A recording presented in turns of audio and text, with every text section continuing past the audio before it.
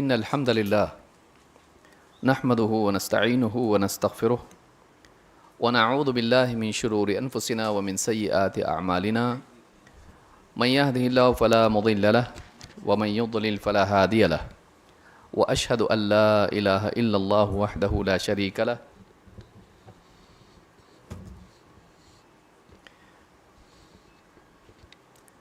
وأشهد أن محمدًا عبده ورسوله أما بعد فإن خير الحديث كتاب الله وخير الهدي هدي محمد صلى الله عليه وعلى آله وسلم وشر الأمور محدثاتها وكل محدثة بدعة وكل بدعة ضلالة وكل ضلالة في النار قال الله تبارك وتعالى واتبع سبيل من أناب إلي. معزز علماء کرام، رابطہ کمیٹی ریاض کے ذمہ داران، بطحہ جالیات کے ذمہ داران و متعاونین، قریب و بعید سے آئے ہوئے میرے محترم دینی بھائیوں، نوجوان ساتھیوں اور دور سے سننے والی ماؤں بہنوں، اللہ رب العالمین نے قرآن کریم میں ہم سب کو اس بات کا حکم دیا ہے کہ ہم اس کے راستے کی پیروی کریں جو اللہ کی طرف رجوع ہوا،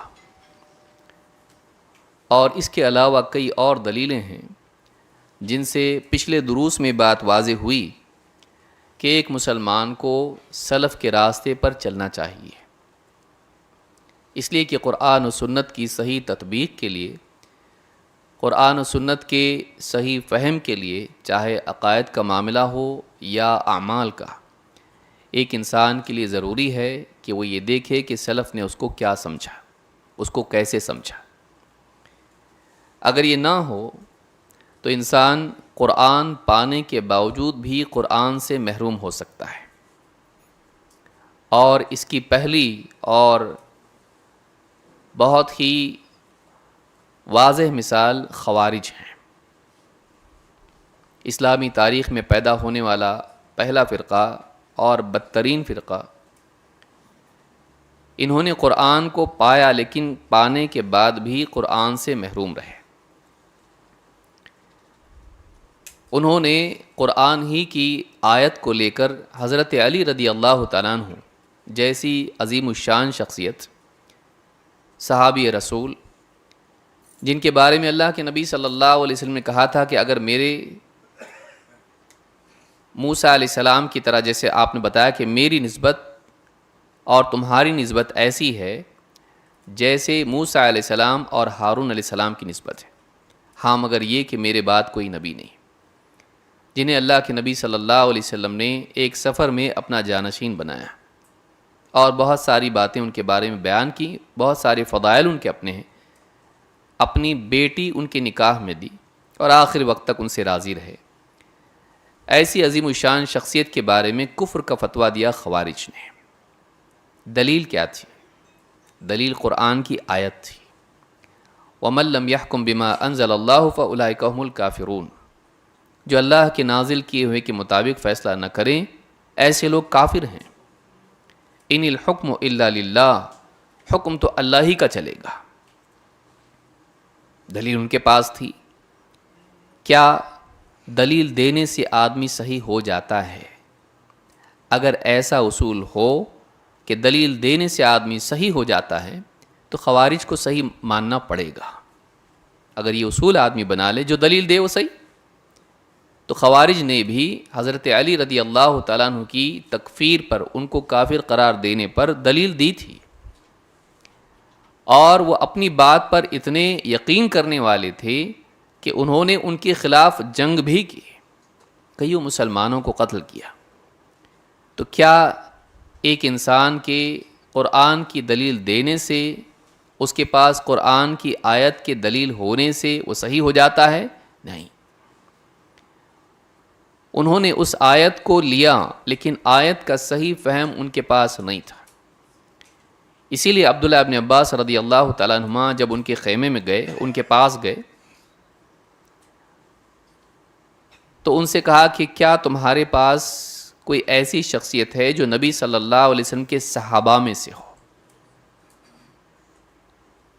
اور ان کے پاس صحابہ میں سے کوئی بھی ایک نہیں تھا۔ قرآن کی آیت ان کے پاس تھی، صحابہ ان کے پاس نہیں تھے، کیونکہ صحابہ وہ ہیں جنہوں نے قرآن کی آیات کو نازل ہوتے ہوئے دیکھا نبی صلی اللہ علیہ وسلم پر، اور کون سی آیت کس بارے میں نازل ہوئی، کس آیت کا کیا مطلب ہے وہ جانتے تھے۔ خوارج صحابہ کے فہم سے محروم تھے، لیکن قرآن کی آیت کے حامل تھے، قرآن کی آیت ان کے پاس تھی، لیکن اس کا صحیح فہم ان کے پاس نہیں تھا، اس کا صحیح فہم ان کے پاس نہیں تھا۔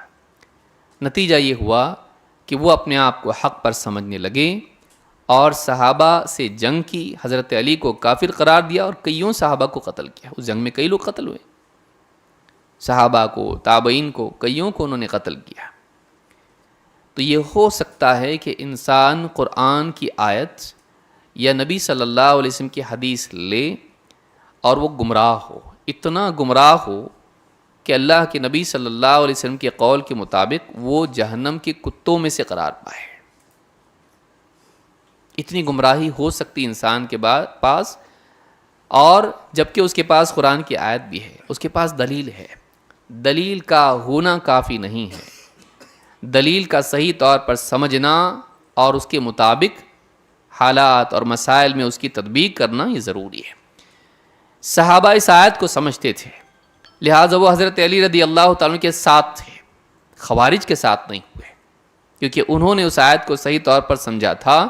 انہوں نے اس آیت کی بنیاد پر حضرت علی رضی اللہ تعالیٰ عنہ کی تکفیر نہیں کی، اور وہی آیت خوارج کے پاس ہے، لیکن انہوں نے اس کی بنیاد پر حضرت علی رضی اللہ عنہ کی تکفیر کی۔ کیوں ایسا ہوا؟ ان کے پاس قرآن کا صحیح فہم نہیں تھا۔ قرآن تھا، قرآن پڑھتے تھے، بہت پڑھتے تھے، لیکن کثرت تلاوت ایک چیز ہے اور فہم صحیح یا صحیح فہم ایک اور چیز ہے۔ عقیدے اور عمل کے لیے صرف قرآن کا پڑھنا کافی نہیں ہے، قرآن کو صحیح طور پر سمجھنا ضروری ہے۔ لہٰذا یہ ایک مثال ہمارے سامنے ہے کہ بعض اوقات آدمی قرآن کو پایا ہوا دکھائی دیتا ہے، لیکن وہ قرآن سے بہت دور ہوتا ہے، اور وہ اس بھرم میں مبتلا ہوتا ہے کہ میرے پاس دلیل ہے۔ اس کے پاس دلیل ہوتی ہے، لیکن اس کے پاس اس دلیل کا صحیح فہم نہیں ہوتا ہے، اور وہ بہت دور گمراہی میں جا پڑتا ہے۔ یہ ایک ایسی مثال ہے جو اس معاملے کو سمجھنے کے لیے کافی ہے کہ ہمارے لیے ضروری ہے کہ ہم یہ دیکھیں کہ صحابہ کا فہم، سلف کا فہم کیا ہے، نہیں تو ہم دلیلوں کی بنیاد پر کچھ کا کچھ مطلب لے لیں گے۔ لہٰذا پچھلے دروس میں بھی ہم نے دیکھا، اور آج اس مثال کے ذریعے سے بھی یہ بات ہمارے سامنے واضح ہے، اور یہ بہت بڑا عنوان ہے کہ جتنی چاہے مثال اس میں دی جا سکتی تاکہ بات سمجھ میں آئے۔ لیکن آج ہم اپنی گفتگو کے سلسلے کو آگے بڑھاتے ہوئے سلف کے منہج میں کہ سلف کا طریقہ کار، ان کے اصول اور ان کے ہاں کون سی چیزیں اہم تھیں جن کا خاص اہتمام وہ کرتے تھے، ان میں سے کچھ چیزیں ہم دیکھ رہے ہیں، ساری چیزیں ہم نہیں دیکھ سکتے اس لیے کہ وقت کی اتنی گنجائش نہیں ہے، خصوصاً جب کہ ہر بات کو سمجھانا پڑے۔ اگر بیان کر دینا ہو تو بہت ساری باتیں بڑی آسانی سے بیان کر دی جا سکتی ہیں، لیکن بات یہ ہے کہ باتوں کو ہم کو اچھی طرح سے سمجھنا بھی ضروری ہے۔ تو بہت ساری چیزوں کے سمجھنے کی بجائے، ادھورے سمجھنے کی بجائے، کچھ چیزوں کو جو بنیادی ہیں اگر ہم سمجھ لیں تو یہ بھی ہمارے لیے ایک شروعات ہو سکتی ہے، پھر بقیہ باتیں آدمی علماء سے مزید سیکھتا رہ سکتا ہے۔ تو آج جس بات پر ہم گفتگو کریں گے اور جو نقطہ ہمارے سامنے ہے، جو سلف کے منہج میں بہت اہم چیز ہے اور دین کے معاملے میں بہت اہم چیز ہے، وہ ہے علم اور علماء کی تعظیم۔ علم اور علماء کی تعظیم، اور علم کے لینے میں اور نقل کرنے میں احتیاط کرنا۔ علم کے معاملے میں انسان سب سے پہلے دیکھے کہ وہ علم کس سے لے رہا ہے، وہ علم کی تعظیم کرے، علم کی ناقدری نہ کرے، اور علم کی تعظیم اس کے دل میں ہو۔ علم بہت اہم ہے دین کے لیے، زندگی میں علم ہونا چاہیے، علم کے بغیر عمل نہیں کرنا چاہیے۔ صرف جذبہ عمل کے لیے کافی نہیں ہوتا ہے، بلکہ اس کے لیے صحیح علم انسان کے پاس ہونا چاہیے، چاہے عقیدے کا معاملہ ہو، عبادات ہو، اخلاق ہو، حلال و حرام ہو، اصول کا معاملہ ہو یا فروع کا معاملہ ہو، اس کے پاس علم ہونا چاہیے۔ اور کل کے درس میں ہم نے دیکھا تھا کہ علم سے مراد کتاب و سنت اصل ہے، اور پھر یہ پورے دروس میں ہم دیکھ رہے ہیں کہ سلف کا فہم ضروری ہے. ما انا علیہ واصحابی. تو علم کی اہمیت انسان کے دل میں ہونا ضروری ہے. علم کی ناقدری نہ ہو، علم سے بیزاری نہ ہو، علمی مجالس سے نفرت نہ ہو، ان کی تحقیر دل میں نہ ہو. کیا بار بار آپ علم حاصل کر رہے ہو؟ عمل کرو، عبادات کرو، امت کے مسائل حل کرو. یہ کیا علم میں پڑے ہوئے ہو، علم میں لگے ہوئے ہو؟ ایک بڑا طبقہ ایسا ہے جو علم کی ناقدری کرتا ہے. کہتا کب تک علم حاصل کرتے رہو گے؟ عمل کرو. کب تک دینی دروس میں جاتے رہو گے؟ ہمارے ساتھ چلو بڑے مسائل امت کے حل کرنے کے لیے. علم اور علمی مجالس بلکہ علماء کی ناقدری ہے. سلف کا یہ طریقہ نہیں ہے. سلف علم کی قدر کرتے تھے، علماء کی قدر کرتے تھے. وفوق کل ذی علم علیم. ہر جاننے والے سے اوپر ایک جاننے والا ہوتا ہے. تو سلف کا یہ طریقہ تھا کہ اپنے سے اوپر علم والوں کا وہ احترام کرتے تھے، ان کی تعظیم کرتے تھے، ان سے علم حاصل کرتے تھے. علم کی ناقدری اور اس کی تحقیر نہیں کرتے تھے. علمی مجالس کو ان کی ناقدری نہیں کرتے تھے، ان سے بیزاری کا اظہار نہیں کرتے تھے، ان کو غیر ضروری نہیں بتاتے تھے کب تک اس میں پڑے رہو گے، نہیں کرتے تھے ایسا. بلکہ اس کے اندر حاضر ہوتے تھے اور استفادہ کرتے تھے اپنے سے زیادہ علم والوں سے. بلکہ اپنے اقران سے بھی استفادہ کرتے تھے. ان کے ساتھ والے ان سے بھی علم حاصل کرتے تھے، چاہے کوئی ایک بات علم کی ان سے حاصل کرنی ہو. جابر بن عبداللہ کے بارے میں دیکھیے، یا اسی طرح سے اور صحابہ کو دیکھیے. ابن عباس نے پورے صحابہ سے ایک حدیث جمع کی، اپنے بڑوں سے بھی، اپنے برابری والوں سے بھی. بلکہ بعض اوقات بڑے اپنے چھوٹوں سے سیکھتے تھے. کوئی ایک حدیث ان کے پاس ہے تو اس کو بھی معلوم کرتے تھے. سلف میں علم کی تعظیم تھی. ایک حدیث کے لیے مہینوں کا سفر کرتے تھے. یہ علم کی عظمت کا نتیجہ تھا. یہ علم بہت اہم چیز ہے. اور کیوں نہ ہو، اللہ نے سب سے پہلے جو آیات نازل کی 5 آیتیں وہ علم کے بارے میں تھیں. اقرأ بسم ربک الذی خلق خلق الانسان من علق اقرأ وربک الاکرم الذی علم بالقلم علم الانسان ما لم يعلم. 5 آیتیں آپ دیکھیے. پڑھ اپنے رب کے نام سے جس نے پیدا کیا، انسان کو پیدا کیا جمے ہوئے خون سے، علق سے. پڑھ، اور تیرا رب بڑا کریم ہے، ہر کرم کرنے والے سے زیادہ کریم. اکرم، جس نے قلم کے ذریعے تعلیم دی. الذی علم بالقلم علم الانسان ما لم يعلم. انسان کو وہ سکھایا جو نہیں جانتا تھا. اللہ نے پہلی وحی میں انسان پر اپنے احسانات جتائے تو ایک احسان یہ بتایا کہ اللہ تعالیٰ نے اس کو پیدا کیا، وجود دیا، اور وجود کے بعد کھانے پینے کا تذکرہ نہیں کیا، علم عطا کرنے کا تذکرہ کیا. جس سے معلوم ہوتا ہے کہ یہ کھانے پینے اور باقی ساری چیزوں سے زیادہ اہم ضرورت انسان کی ہے. کیونکہ کھانے پینے اور لباس کے انتخاب کا مدار بھی علم پر ہے. کیا کھائے اور کیا نہ کھائے، کیا پہنے اور کیا نہ پہنے، اور کیسے کھائے اور کیسے پہنے، اس سارے معاملے میں بھی علم کا محتاج ہے انسان. تو انسان کی بنیادی ضرورتوں سے زیادہ بنیادی ضرورت، بڑی ضرورت علم ہے، دین کا علم. عجیب بات یہ ہے کہ مسلمانوں کا بڑا طبقہ ایک ایسا ہے جو اس آیت کی تطبیق دنیاوی علوم پر کرتا ہے. اسکولوں میں لکھا ہوگا اقرا، اور وہ سارا میتھس اور فزکس اور کیمسٹری، بایولوجی اور نہ جانے کتنے علوم اس کے لیے، اور دینی علوم سے کورے. اللہ تعالیٰ نے اپنے نبی کو ان علوم کے حصول کی بات کہی کہ پڑھو، جا کے حساب پڑھو، جغرافی پڑھو، جیومیٹری پڑھو. جب آدمی کے ذہن پر دنیا طاری ہوتی ہے تو دینی دلیلیں بھی دنیا کے معاملے میں فٹ کرنا شروع کر دیتا ہے. یہ آیت اصلاً دین کے علم کے بارے میں ہے، کیونکہ دنیاوی علوم اس میں صحیح غلط بھی ہوتا ہے. دنیاوی علوم آج کچھ ہے تو کل اور ترقی کر کے اس میں تبدیلیاں بھی ہوتی. کتنی تھیوریز بدل گئی سائنس کی، اور اس کی حد دنیا تک ہے. کبھی وہ دین کے معاملات میں معاون ہوتا ہے لیکن اصل نہیں ہے. وہ زکوٰۃ کے لیے حساب کی ضرورت پڑتی ہے. سفر و حضر میں آپ کو اسٹرانومی اور اس طرح کے علوم کا اس کی ضرورت پڑے گی. لیکن اصل جو ہے دین کا علم، اللہ کی عبادت، عقیدہ، عمل اور اخلاق، یہ کتاب و سنت سے ہم کو ملے گا. ایک طبقہ مسلمانوں کا ہے جو دینی علوم کے بارے میں ناقدری کا شکار ہے، اپنے بارے میں، اپنی اولاد کے بارے میں. لہٰذا دنیاوی علوم کے بارے میں فکر مند ہوگا، پیسہ دے گا، سب کچھ کرے گا، دینی علوم کے بارے میں مفت میں بھی ہو تو بے پرواہی برتے گا، لاپرواہی برتے گا۔ اسکول کے ٹیچر، کالج کے پروفیسر کی بڑی عزت اس کی نگاہ میں ہوگی، ماشاءاللہ ٹیچر ہیں، پروفیسر ہیں، لیکن مسجد کا مولوی، مکتب کا معلم، اس کی وہ تعظیم نہیں ہوگی دل میں۔ اسکول میں بچوں کو بھیجنے کے اعتبار سے پابندی کا اہتمام ہوگا، لیکن مکتب کے بارے میں کبھی گیا کبھی نہیں گیا، کوئی بات نہیں۔ اسکول اگر دور ہو تو اس کے لیے گاڑی کا انتظام ہوگا، اور مکتب اگر دور ہے تو پھر یہی عذر کافی ہے نہ جانے کے لیے۔ یہ ہماری زندگی میں اگر ہے تو ہم اس راستے پر نہیں جس پر سلف تھے۔ سلف کے ہاں علم کی اور علماء کی تعظیم ہے۔ آپ دیکھیں قرآن کریم میں اللہ تعالیٰ نے پہلی وحی نازل کی علم کے باب میں، کہ پیدا کر کے یوں ہی چھوڑ نہیں دیا، بلکہ انسان کو قلم کے ذریعے تعلیم دی، ایسا علم جو خود سے نہیں جان سکتا تھا۔ وہ کتنی بھی تحقیق کر لے انسان، کیوں پیدا ہوا میں دنیا میں، کیوں آیا، معلوم کر سکتا ہے؟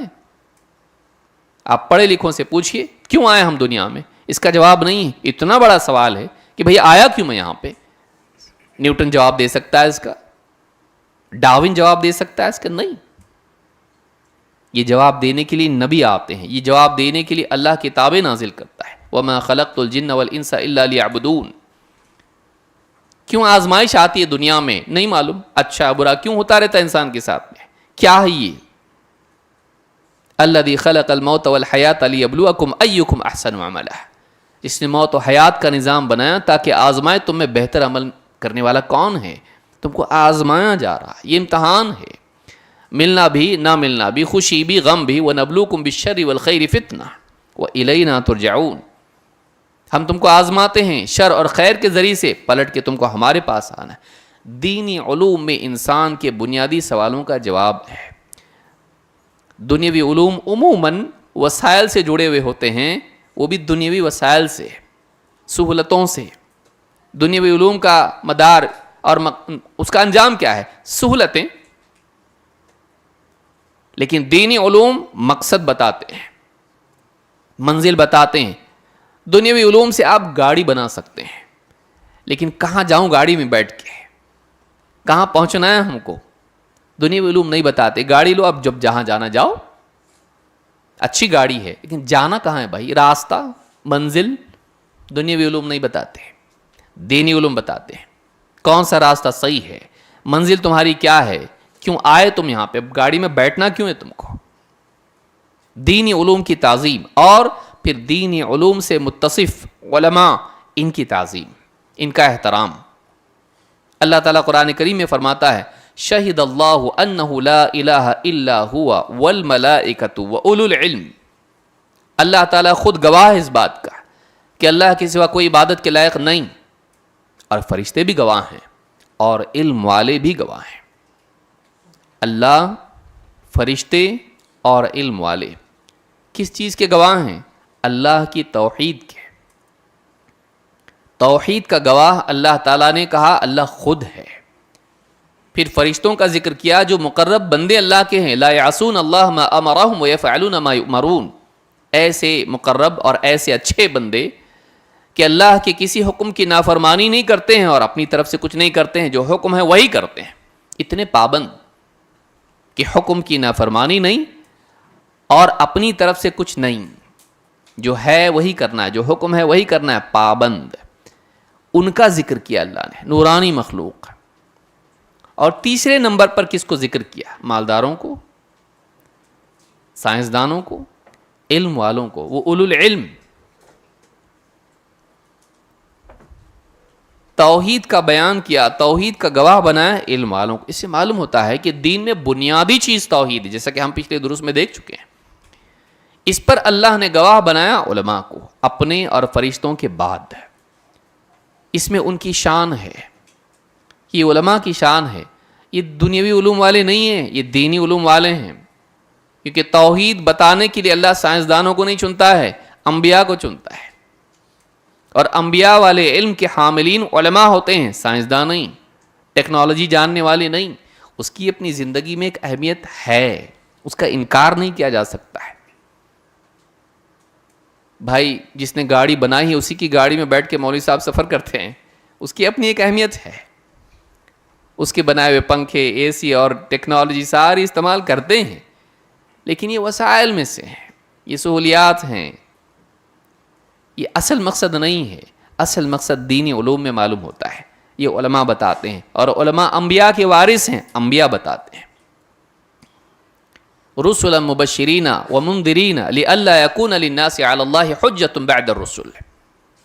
اللہ نے رسول بھیجے خوشخبری سنانے والے، خبردار کرنے والے، اچھے کے لیے خوشخبری، اچھے کاموں پر خوشخبری، برے کاموں پر تنبیہ، خبردار کرنا، اس کا برا انجام کیا ہے، اس کا اچھا انجام کیا ہے، اس کا برا انجام کیا ہے، بتانے کے لیے نبیوں کو اللہ نے بھیجا، رسولوں کو بھیجا. کیوں؟ لئلا یکون للناس علی اللہ حجۃ بعد الرسل، تاکہ رسولوں کے آ جانے کے بعد لوگوں کے پاس اللہ کے مقابلے میں کوئی حجت، کوئی عذر، کوئی بہانہ باقی نہ رہے. ہم کو تو معلوم ہی نہیں تھا. اللہ نے کسی اور کو نہیں چنا، انبیاء کو چنا، رسولوں کو چنا، بندوں پر زندگی کے مقصد اور اس کی تکمیل کے اعتبار سے حجت قائم کرنے کے لیے. اور پھر انبیاء جب دنیا سے گئے تو جنہوں نے انبیاء سے سیکھا، وہ علم حاصل کیا جو نبی لائے تھے، پھر ایک کے بعد ایک نسلوں میں وہ وہی کام کرتے رہے جو نبیوں نے کیا. علماء، ان العلماء ورثۃ الانبیاء، علماء انبیاء کے وارث ہیں، جو انہوں نے چھوڑا اس کے حاملین ہیں، اس علم کے، کیونکہ انبیاء اپنے پیچھے درہم دینار نہیں چھوڑتے ہیں، علم چھوڑتے ہیں. انبیاء کی تعظیم ہے، انبیاء کے وارثین کی بھی تعظیم ہونی چاہیے، کیونکہ اس مشن میں، اس مسئولیت میں، اس ذمہ داری میں وہ انبیاء کے تابع ہیں. علماء کی تحقیر سلف کا طریقہ نہیں تھا. یہ موجودہ دور میں ہے. یہ مولوی لوگ ایسے ہوتے ہیں، کچھ بھی معلوم نہیں ان لوگوں کو، ٹیکنالوجی نہیں معلوم، سائنس معلوم نہیں ہے، انگلش بولنے نہیں آتی ہے، فلاں چیز نہیں آتی ہے. پڑھے لکھے لوگوں کو دیکھو ان کے پاس کتنا علم ہے. پروفیسر صاحب کو پوچھو، ان کی انگلش سنو، فراٹ ایسے بولتے ہیں ایک دم، انگریز بھی ان کے سامنے شرما جائیں. ٹھیک ہے انگلش بولتے ہیں، عربی بول سکتے ہیں؟ نہیں، عربی اہم نہیں ہے، وہ زبان نہیں ہے. انگلش افضل ہے، کون بتایا آپ کو؟ انگلش آنے، دنیاوی ذہن آدمی اسی طرح سے اس کے پیمانے بنتے ہیں. بھائی نبی والی زبان کون سی ہے؟ عربی. قرآن و سنت کو سمجھنے کے لیے کیا ہے؟ انگلش. آکسفورڈ میں جا کے پڑھے گا، اور ایسے پڑھنے والے اسی بات بولتے ہیں جو دین کو وہاں سے پڑھ کے آئے ہوتے ہیں، کیمبرج سے، آکسفورڈ سے، اور یہاں وہاں سے. علماء کی اس دور میں ایک بڑا طبقہ ہے جو علماء کی تحقیق کرتا ہے، کچھ کام کی نہیں ہے. یہ حیض و نفاس کے جاننے والے لوگ ہیں، بس یہی ان کی، نماز پڑھو، وضو کرو، یہ کرو، وہ کرو. قیامت کے دن پہلے کیا پوچھا جائے گا؟ ڈگری، ڈاکٹر تھا، کون سا تھا، ہڈی کا تھا، سر کا تھا، پاؤں کا تھا، کیا پوچھے گا اللہ تعالیٰ؟ سب سے پہلے نماز کا سوال ہوگا. تیری نماز صحیح نہیں ہے اور تیری انگلش صحیح ہے، کیا کرے گا تو وہاں پر؟ کامیاب ہو جائے گا؟ علماء تیری نماز صحیح کرتے ہیں، تیرا عقیدہ صحیح کرتے ہیں، روزہ اور تیرے حلال و حرام کے معاملات. اگر گھر میں کوئی مر جائے، جنازہ پڑھانے کے لیے کس کو بلائے گا؟ انگلش کے پروفیسر کو. سوچئے، کفن دفن کے لیے کس کو بلائے گا؟ نیوٹن کو. سوچنے کی چیز ہے. بہت سے پڑھے لکھے لوگ، ان کو پیشاب پاخانے کے مسائل بھی بعض اوقات معلوم نہیں ہوتے. یہ بھی معلوم نہیں ہوتا ہے کہ مجھ پر سالوں سے غسل فرض تھا اور میں آج تک ڈھنگ سے غسل کیا ہی نہیں ہوا. بہت سے پڑھے لکھوں کا معاملہ یہ ہوتا ہے کہ اس کو استنجا کے لیے پانی استعمال کرنا چاہیے، یہ بھی معلوم نہیں ہوتا، کاغذ پر ہی اپنی زندگی گزار رہے ہوتے ہیں. مغربی ملکوں میں پلے بڑے، وہ وہی جانتے ہیں.